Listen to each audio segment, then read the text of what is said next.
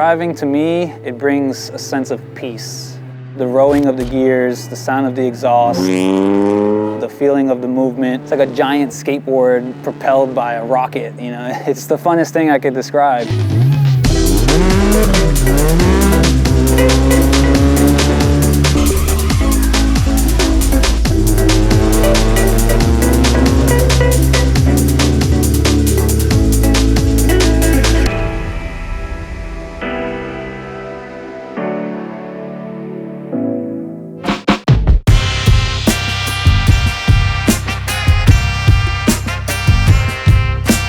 My name is Mario Bustamante. I'm from Lima, Peru, but I was born here in Jackson Heights.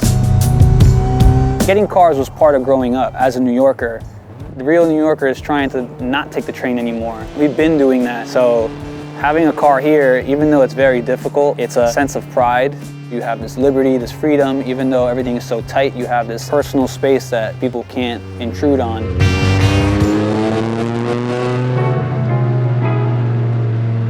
I was definitely a little action kid. I would just run around. I used to think in my head, oh, I'm running out of gas. I'm running out of gas. I'm gonna keep pushing until I run out of gas. And I kind of treated myself like a car.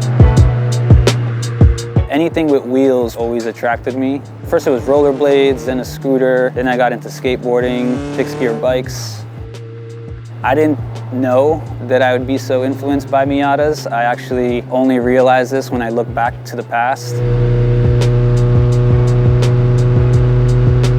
I had two neighbors when I was a kid. My upstairs neighbor had a British Racing Green Miata. I didn't know what it was, I just knew it was the little car from my neighbor upstairs. He neglected the poor thing. He used to always say, the car only needs gas and oil. And it looked like the worst Miata you've ever seen, but the car never quit on him. I had another neighbor and he had a Miata that had a hard top, it had a roll cage, fire extinguisher, boost gauges. I didn't know what I was looking at, but I just knew that like the comparison between the two, night and day. Leaving that apartment that I grew up in, I remember very clearly one of the last few days that I was there, I ended up seeing the neighbor with the cool Miata, and he gave me a chance as a little boy to sit in his Miata and just experience it, you know, like whatever that meant at the time. When I was looking for my first manual car, I ended up thinking about Miatas, and I just knew that I wanted a small little roadster that was rear-wheel drive and manual.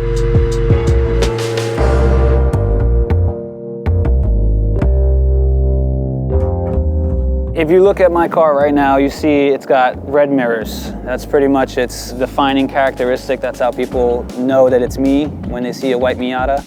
The red mirrors have a little bit of a story. I had an original Miata before this one. That was my first one. I got crushed on the FDR. I basically went under both cars, so it damaged the front and the rear. The very same night that I was in the car accident, I was already thinking of how I could get this to be like it never happened. Somebody was selling a complete shell in Long Island, and as soon as I got home after this crazy accident, I got right on my phone, went deep into the Facebook marketplace. Somehow I found that post and he still had it. It's all thanks to the shop. I think it's just called Gian's shop. I met Gian and he had this abandoned warehouse space during COVID. He didn't know me, so he had no idea or expectation of what I was capable of. I don't think anybody here thought that I could do this. He basically told me, hey man, you can go in this garage space and you have like 10 days at most. And I was like, perfect man, that's all I need. This is the factory that my Mazda was assembled in. As you can see, it's not a Mazda factory, but here I was bringing my crashed car, bringing in a shell, bringing in all my tools, bringing in a bunch of parts. And you know, 10 days later, I came out with a brand new car. It was a nightmare just because of the environment. The experience it provided was one that I'll never forget.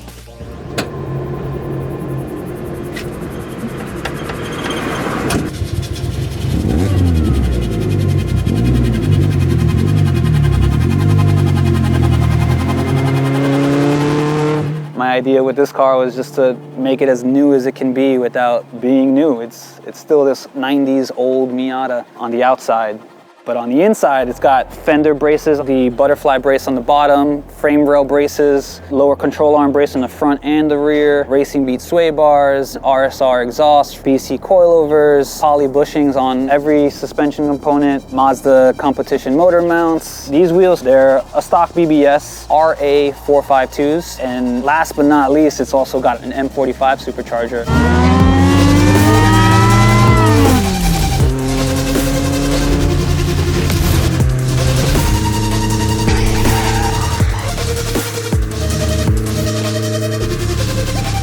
It's a 1.6 and that now pushes 145 to the wheels, so she's pretty snappy. I'm sure a lot of people say turbos are better, and I agree with them, but the amount of fun and joy and just sounds that you get from a supercharger are worth it to me.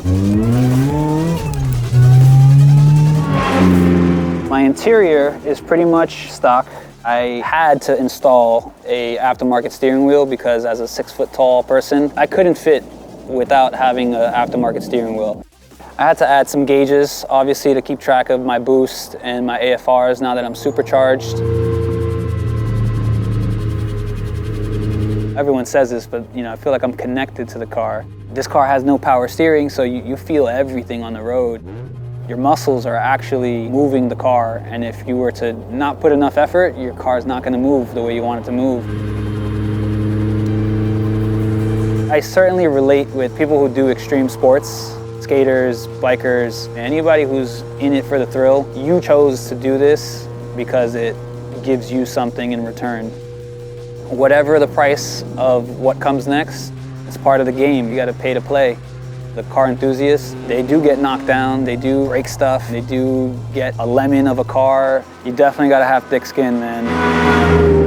It takes a lot to get an old car like this to be here. This thing has its own story.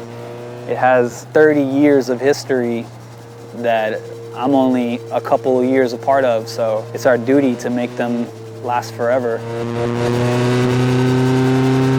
Growing up, I rode skateboards and bicycles and motorcycles, and cars is like the final peak. It's not a simple toy, it's a machine. Everybody here saw what I did behind these doors, and I can't thank them enough, because without space period, a mechanic can't do what he does, Luckily, I had my own tools, I had my own skill set. I brought everything to the space, but the space gave me the place to be able to do it.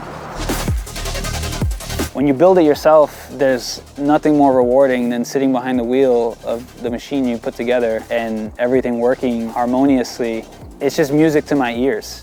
The exhaust sounds like an organ at a church, at least in my ears. I know to some it might hurt their ears.